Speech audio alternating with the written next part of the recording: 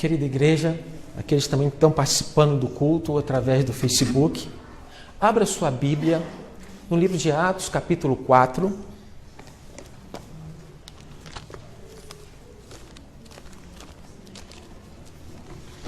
Verso 13.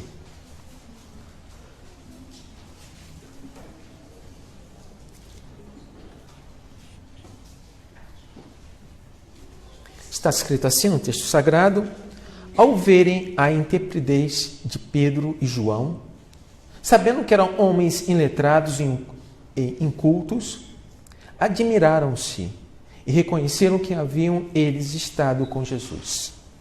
Apenas esse verso, vamos orar mais uma vez? Pai eterno, venha nesse momento com teu Santo Espírito nos instruir através da tua palavra, para que possamos compreender perfeitamente qual o teu propósito, qual a tua vontade para as nossas vidas. Nos ajude, Senhor, nesse momento. Te pedimos isto em nome do teu Filho Jesus Cristo. Amém. Pedro, especialmente Pedro, um homem simples, pescador, um homem muitas vezes impulsivo, um homem que negou Jesus, mas também um homem que foi usado tremendamente por Deus. Podemos também registrar que, além do nosso Senhor e Salvador Jesus Cristo, Pedro foi o único homem que andou sobre as águas. É lógico que ele não foi até o final. Sentiu o vento, perdeu o foco, começou a afundar e pediu socorro ao nosso Senhor e Salvador, que controla tudo que existe, que tem esse poder maravilhoso. Pedro também negou Jesus 3 vezes, mas também Jesus perguntou para ele 3 vezes se ele o amava. E no final da última pergunta, Pedro disse: tu sabes de todas as coisas, tu sabes que eu te amo. Final da trajetória da vida de Pedro foi ser crucificado. E na hora da sua crucificação, ele disse para os seus algozes que ele não era digno de ser crucificado da mesma forma que o seu Senhor Jesus Cristo. E ele foi crucificado de cabeça para baixo. Esse homem simples, esse pescador da Galileia, foi usado poderosamente por Deus. Pedro e os discípulos estavam reunidos em Jerusalém, conforme a orientação do nosso próprio Senhor Jesus Cristo, que pediu para que eles ficassem ali até que do alto fosse revestido de poder, até que eles fossem cheios do Espírito Santo. E eles permaneceram ali. 50 dias depois do sábado da Páscoa, um domingo, estavam todos reunidos ali, 120, perseverando na oração, quando Deus enviou o Espírito Santo. Se cumpriu aquela promessa. E começaram a falar em línguas estrangeiras. Porque existia vários judeus de várias regiões naquela região, naquele local em Jerusalém, no dia do Pentecoste. E quando escutaram aquele barulho, foram lá e eles entendiam na sua língua materna, porque eles eram de outras regiões. O texto cita várias regiões. Pedro, então, faz a sua primeira pregação, e nessa primeira pregação se convertem 3.000 pessoas. Há um crescimento na igreja de 2.500%. Que igreja não quer um crescimento desse, né? 2.500%. De 120 para 3.000. E este homem, usado poderosamente por Deus, cheio do Espírito Santo, quando foi orar, e era costume dos judeus ir ao templo, e 3 horas da tarde tinha um momento de oração. Lá havia um mendigo, um coxo, um aleijado que há mais de 40 anos estava naquela situação. E Pedro e João vão até o templo, e esse aleijado estava ali na porta formosa. E era costume se oferecer esmolas para aquele homem, porque fazia parte do culto. O jejum, o dar esmolas. Tanto que Jesus diz, quando você for dar, que a sua mão direita vai fazer, que a sua mão esquerda não veja.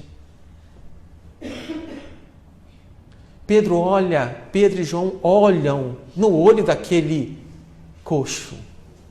Há uma identificação ali. E aquele homem certamente esperava o que de Pedro? Receber uma moeda. Porque ele dependia das pessoas. Ele era colocado ali, ele era levado àquele local para conseguir o seu sustento. E Pedro olha para aquele homem, olha nos olhos. Esse homem simples, esse pescador, que também dependia das ofertas da igreja. Ele diz para ele: eu não tenho prata, eu não tenho ouro, mas o que eu tenho eu te dou. Ele dá algo para aquele homem que vai transformar a vida do coxo para sempre.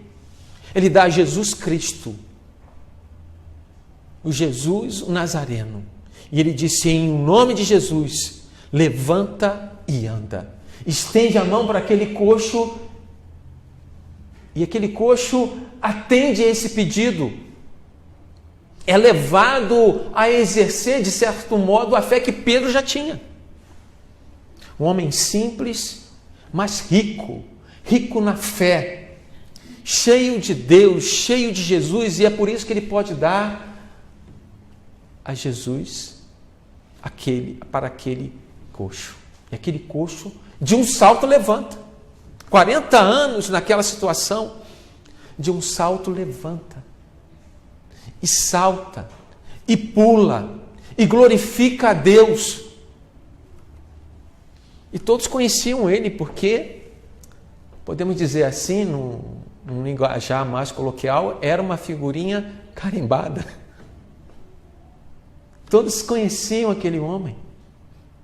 E ele louva e adora a Deus e se apega, fica perto de Pedro e João, a tal ponto que Pedro se obriga e aproveita aquela oportunidade para anunciar quem? Jesus Cristo.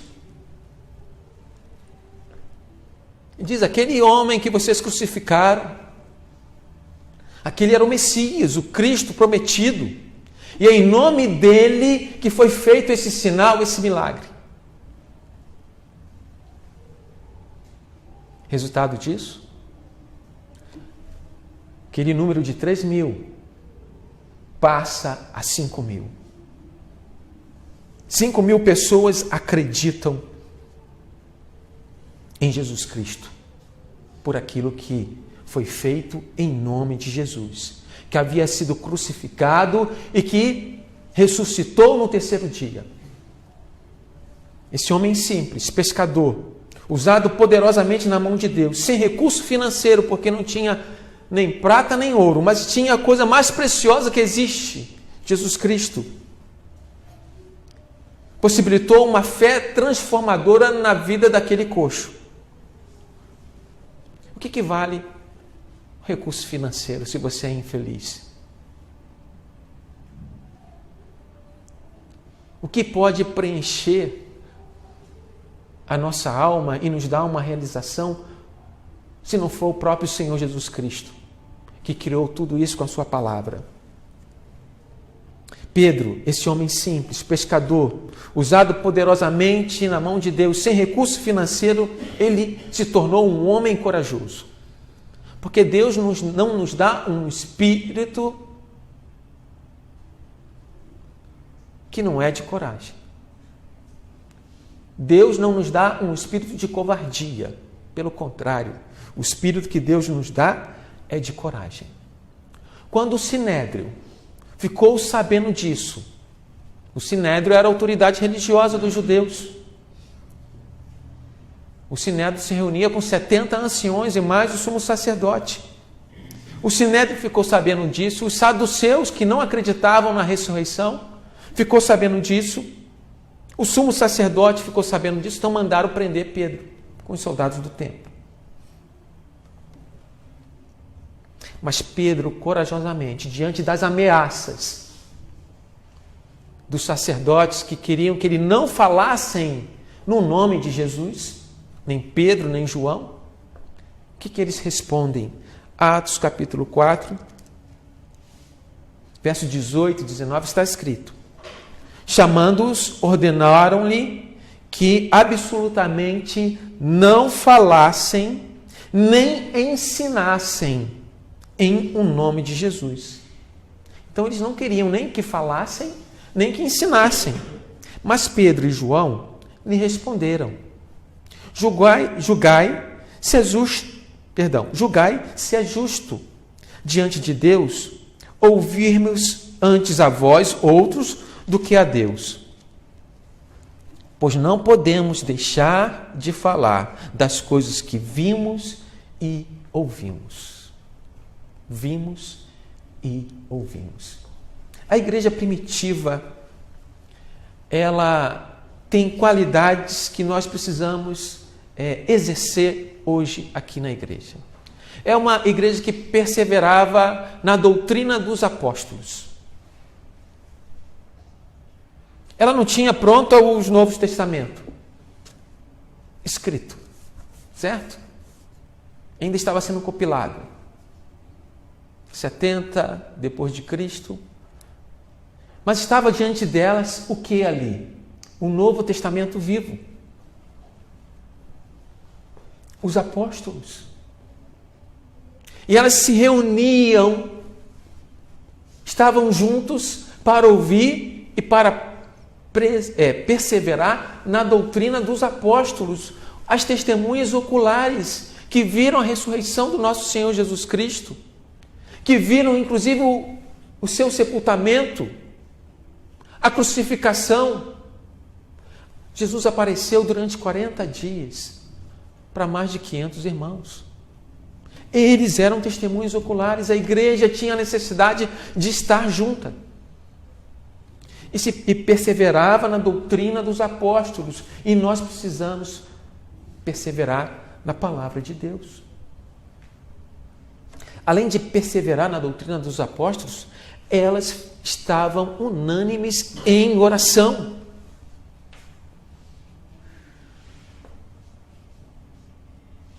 Elas perseveravam também na oração.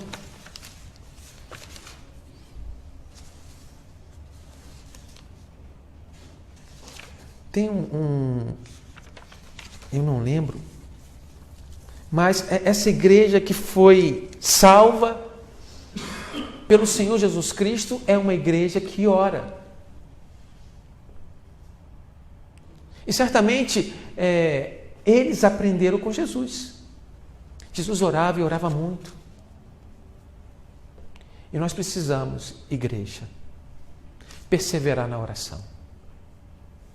Uma igreja que se reunia junto era uma igreja também que orava junto. Uma igreja que perseverava na doutrina dos apóstolos juntos, que iam para o templo, ela também orava junto. Precisamos resgatar isso em nossas vidas.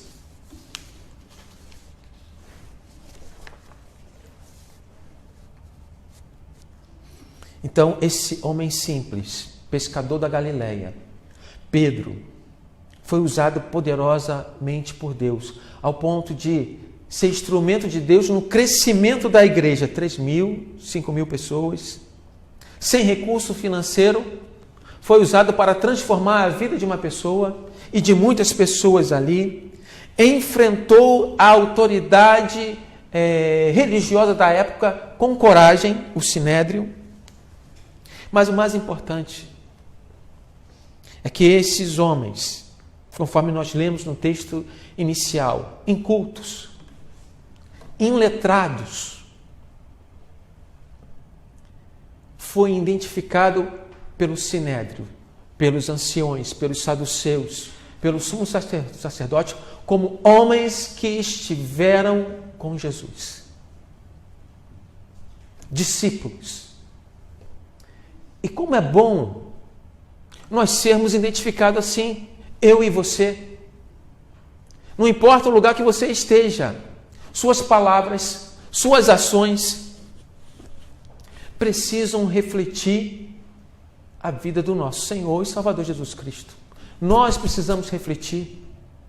Nós fomos chamados para ser luz do mundo. E uma das maneiras de nós refletirmos Jesus é amar o próximo. Olhar nos olhos e se relacionar. Dizer, eu não tenho prata, não tenho ouro, mas o que eu tenho te dou.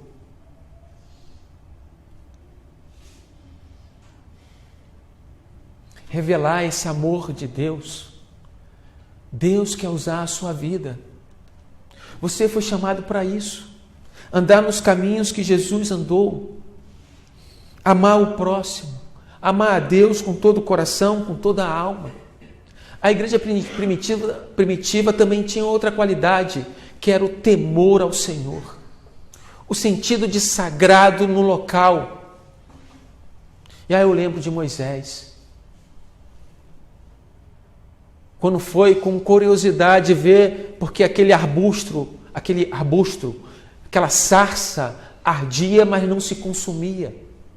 E escutou do próprio Deus, tira as sandálias, porque o local onde você está pisando é terra santa. Terra santa porque Deus está ali. E eu pergunto para você, Deus não está em você através do Espírito Santo? Se Deus está em você, então esse tabernáculo, este vaso de barro frágil, é santo, é sagrado. Sua vida. Porque o Espírito Santo é Deus. Queridos irmãos, este homem, usado poderosamente por Deus, sem recurso financeiro, mas rico na fé, corajoso porque o Espírito Santo concedia isso, identificado pelos homens que esteve com Cristo, este homem também era cheio do Espírito Santo. Está escrito em Atos capítulo 4, verso 8. Então Pedro, cheio do Espírito Santo, lhes disse: autoridade do povo e anciões, visto que hoje somos interrogados a propósito do benefício feito a um homem enfermo, e de modo porque foi curado, tomai conhecimento vós todos e todo o povo de Israel, de que em nome de Jesus o Nazareno, a quem vós crucificastes, a quem Deus ressuscitou dentre os mortos, sim, em seu nome é que está curado este homem perante vós. Este é Pedro. Se cumpriu a promessa que Jesus fez em Mateus capítulo 10, 19 e 20. Para ele não ficar preocupado com o que ele tinha que falar diante das autoridades, porque Deus iria colocar em sua boca as palavras. 1 Coríntios, capítulo 1, verso 28, está escrito: e Deus escolheu as coisas humildes do mundo, e as desprezadas, e aquelas que não são, para reduzir a nada as que são. Pedro é um desses homens, humildes, desprezados, da mesma forma que Jesus, quando olhava ele na cruz, desprezado entre os homens, não tinha nenhuma formosura pela qual pudesse ser agradada. Profecia de Isaías 53. temos o privilégio de sermos essas pessoas humildes. Humildes de coração, que reconhecem a natureza pecadora.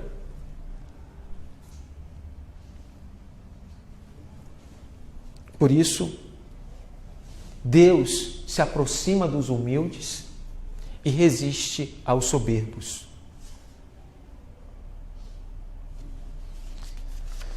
Que essa palavra pode atuar em nossas vidas. Como essa palavra pode atuar em nossas vidas? Muitas pessoas podem ser tímidas, introvertidas, se sentir até incapacitadas. Mas nós sabemos que não é pela nossa capacitação, não é pelo nosso conhecimento que Deus vai nos usar. Ele não vai escolher pessoas que têm mérito, não. Porque o mérito é de Deus. É Ele quem realiza em nós o querer e o realizar. É Ele quem nos capacita. Por isso nós precisamos confiar apenas em Deus e ser usados poderosamente na mão dele. Muitas pessoas estão com baixa estima. Eu sou feio. Eu não tenho uma boa voz. Eu sou muito baixo, sei lá. A pessoa pode pensar de si o que quiser, né? Mas Deus não olha como os homens olham. Davi foi escolhido, o mais jovem dos filhos de Jessé. Deus não olha como os homens olham. Deus nos capacita. Deus nos dá coragem com o seu Espírito Santo. E para isso nós precisamos olhar sim para Cristo, autor e consumador da nossa fé, e não para nós mesmos. Temos que olhar para a cruz. Porque ali foi pago um alto preço. Também não foi nem com prata nem com ouro que você foi comprado, mas com o precioso sangue do nosso Senhor e Salvador Jesus Cristo. Com a vida dele. E nós temos então essa esperança de realização, de uma comunhão eterna com Deus, de uma ressurreição. Então vamos ver como ele é.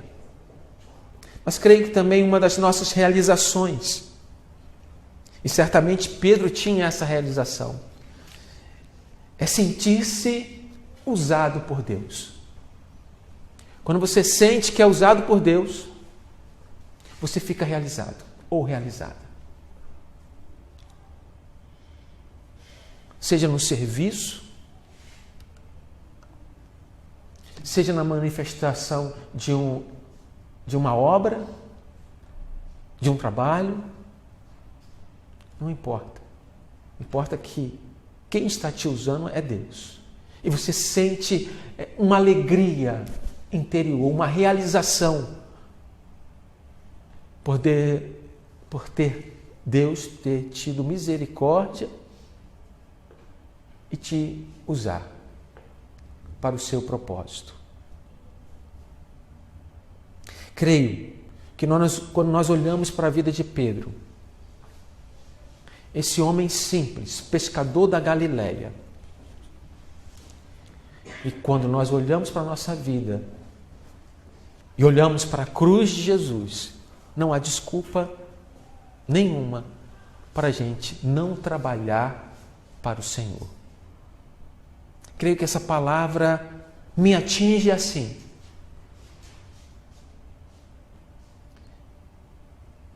Não é a sua situação de vida, não é pelo mérito humano, não, mas pela graça de Deus que nos alcançou a vida em Jesus Cristo. Amém? Que Deus abençoe a sua vida.